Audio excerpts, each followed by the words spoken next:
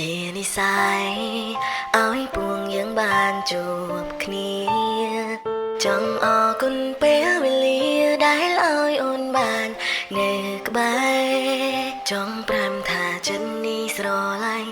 បែងដងទន្ទិញអូនអិនឡាយជានាងបងសូមផ្ញើក្តីស្នេហ៍ឲ្យអូន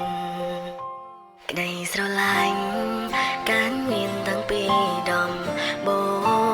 ងពេលជួបអូនបេះដូងហាំងប្រែលោតខំធម្មតានាងហើយជាសេចក្តីស្រឡាញ់ដែលបងមានចំពោះជីវ៉ាបងនឹងថែរក្សាស្នេហានាងមួយជីវិត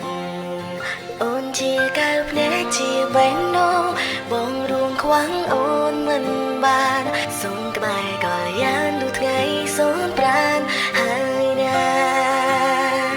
ចង់ឲ្យអូនស្ដាំបេ